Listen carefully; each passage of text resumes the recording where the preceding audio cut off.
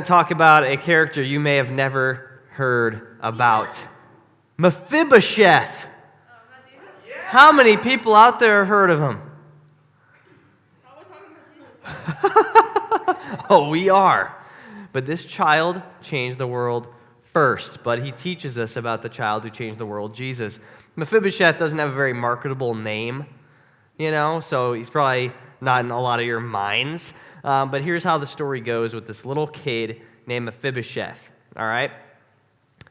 When power changed hands, as King Saul takes his son Jonathan into battle and they both die, Jonathan was best friends with soon-to-be King David. Yeah. I know, it's wild, right? So they both pass away in battle. Jonathan was best friends with David. David was arch enemies with King Saul because he was called to be on the throne, but King Saul was holding the throne. But once they both die, there's a chase to the throne now. There's a Game of Thrones. Yeah. King Saul has his descendants and his whole side trying to get to the throne, and then David and his armies, they're trying to get to the throne. And in the heat of this, eventually, Saul's other son, Jonathan's brother, Mephibosheth, he is murdered in cold blood. So guess who can't get the throne? Say it. Come on. Come on, louder. On the count of three. 1, 2, 3. It got worse. Emo-chef. It was very emo. But it's Mephibosheth. Yeah, so he's murdered in cold blood. And when the news of this breaks to the palace, all the people who have been living lavishly under King Saul, his family, his friends, all that jazz, Jonathan's son Mephibosheth is there. And once news hits, everybody scatters because often people from the old regime aren't treated very nicely by the new regime. So they're like, we need to get out of here before we're not treated so nicely. And so the nurse, the nanny of Mephibosheth, Saul's grandson, Jonathan's son, is picked up in this rush, and she trips, she falls, he falls out of her hands, and he breaks both of his feet. And they didn't have Cleveland Clinic or anything back then, right? Why? Because they didn't. So he lives the rest of his life that way. He doesn't get a cast, he doesn't heal up, he's lame, and he's broken for the rest of his life. He took the L. Thank you very much. Preach. He was a loser after that, and he was lame. He took the L. We're going to get to that even more in a little bit here. So he's just a kid. He's like 4 or 5 years old. He breaks both of his feet. He takes the L, takes even more L's because he loses his dad and his grandfather and his uncle through all of this. It gets pretty graphic, right? Now, here's a graphic story, and I don't know if you guys heard this on a Sunday morning before. Maybe you did, but I'm going to use it in a different way tonight, okay? Joan Murray was a lady in her mid to late 40s. She had like a 9-to-5 job, like a bank teller or something like that. Yeah, she was putting in that work. And she didn't have much excitement in her life, apparently, so she took up skydiving. Yes. Yeah, so she takes up skydiving, right? And she does like 30 or 31 jumps on her own, just pretty good for an amateur. That 31st or 32nd, whatever it is, jump, she does the whole process as normal. She packs up. She gets in the plane. They're cruising at 14,500 feet. And she jumps out of that plane. And when she's supposed to, right, she does it just like normal, pulls the chute, but the chute doesn't open. Then the reserve chute, she yanks that, doesn't open. She's hurtling towards planet Earth, right? Over 100 miles an hour, at least. And guess what? She doesn't have a parachute.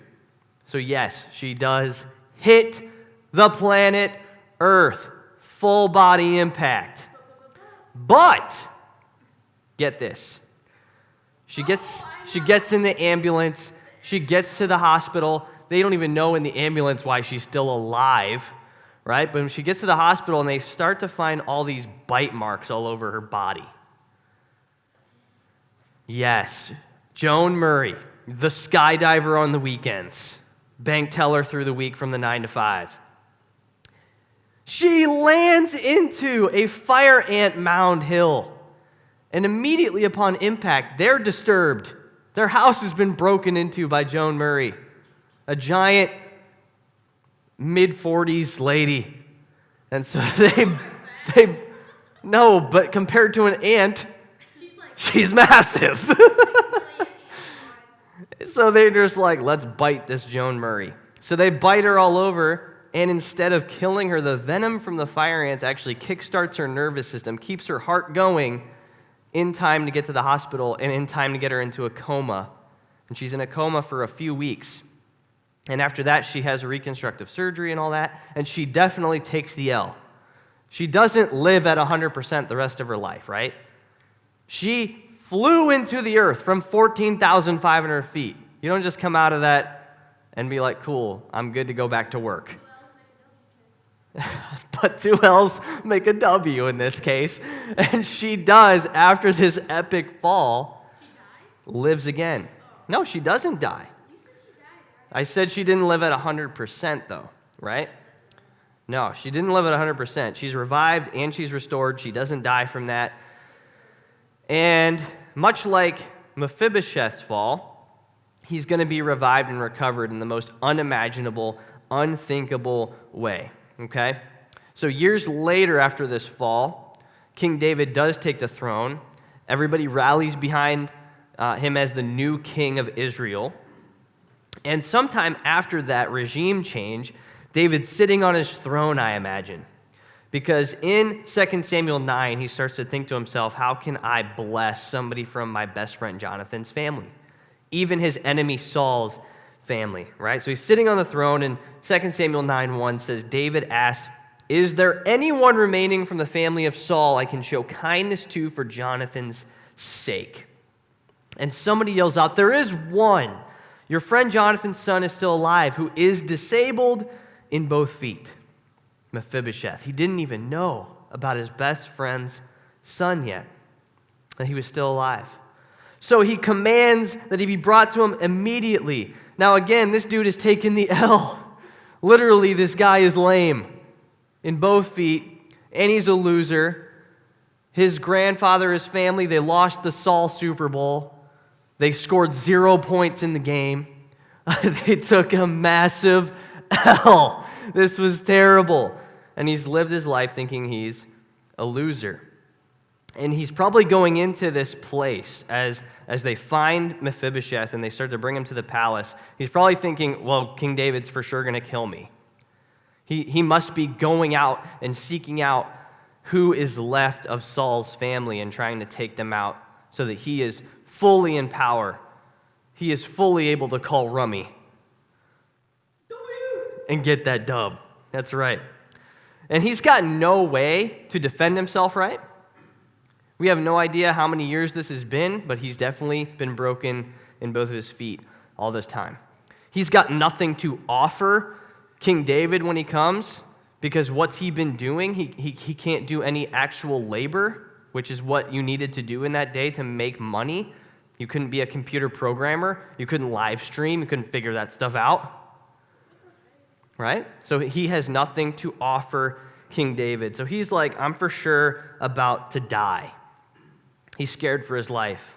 2 Samuel 9, 6-8, the interaction happens though. Mephibosheth, son of Jonathan, son of Saul, came to David, fell face down, and paid homage. David said, Mephibosheth! I am your servant, he replied. He's like, please don't kill me. I'll do anything you need. I'll serve you the rest of my days. I'm your servant. But David responds, don't be afraid, since I intend to show you kindness for the sake of your father, Jonathan.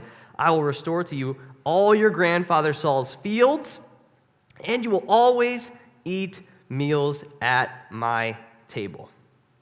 Mephibosheth paid homage and said, what is your servant that you take an interest in a dead dog like me?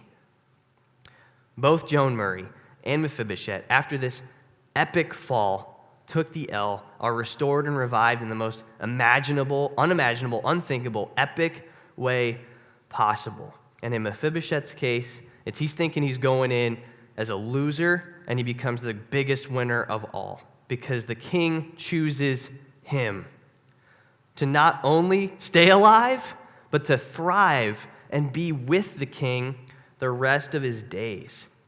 The story of Mephibosheth reminds us of the child who changed the world, Jesus, who came to us, was sent to us because he knew who our Father was, who created us. And that king sacrifices and invites us to the table, not because we deserved anything, not because we've earned anything, just like Mephibosheth. It's nothing that he did to earn this. There's nothing he did to deserve this, but because of who his father was, the mercy and grace and love of the king gives him a seat at the table for the rest of his days. We are the broken child. Amen? This story is here to remind us that a king has come, and he gave us the W. And you know how in Easter we say, he is risen?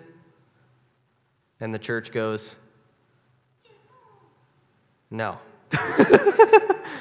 He is risen? No. He is risen? He is risen indeed. If you didn't know that that's what the church does, that's what the church does. Edwin is the one who comes from the more traditional liturgical situation. He is risen indeed. But Jesus, what we celebrate from Christmas is, he arrived. He arrived, right? So when I say he arrived, you know what to say now, I hope. He arrived. Indeed. He arrived indeed. Amen.